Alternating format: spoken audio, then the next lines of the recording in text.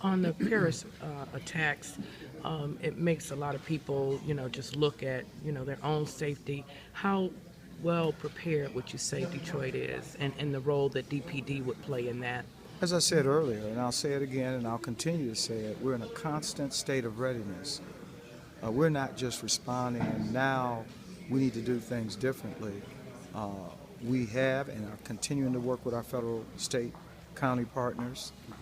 So this is not a reactive response, but a response that we will continue to be vigilant. We certainly call on our community to enhance their awareness of suspicious activity, suspicious persons, report that to the FBI, report that to the Detroit Police Department, because we can't be everywhere. But as I pointed out earlier, Detroit Police, we're first responders. If there's a tragic event that takes place in this city, we will be the first ones on the scene.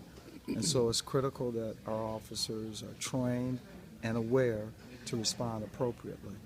And what about large events like Ford Field? I mean, I know some of the DPD is stationed there during games. Any plans on boosting that number or anything As like I that? have indicated in our prior conversation, the NFL probably has some of the best security processes in place.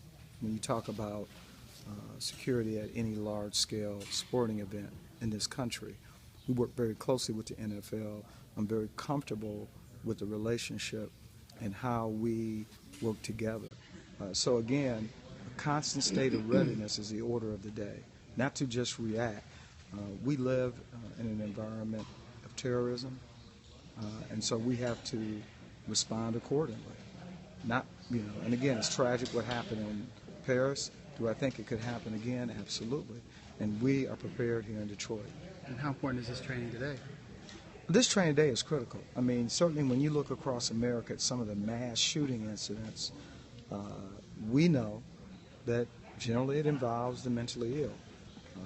I oftentimes think back and talk about my best friend who was the first LAPD SWAT officer killed in the line of duty.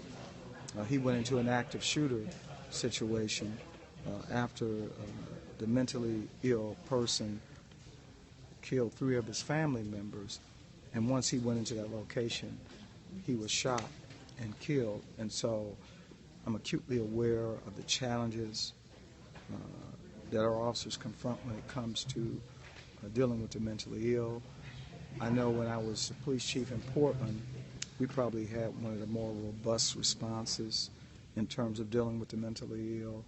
We were viewed as a training site, and so this training is necessary, and I hope that we can expand it. Chief, certainly Dearborn received a threat.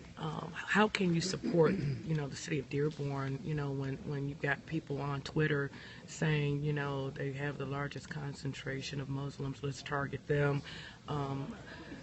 How do you support them? The city of Dearborn is our partner. As I pointed out, when you talk about our law enforcement partners, I talked about the state, federal government, but also local municipalities. We work together, we communicate, and certainly Detroit stands ready to support Dearborn if necessary. They are our partners as well. All right, thank you, Chief. Yeah.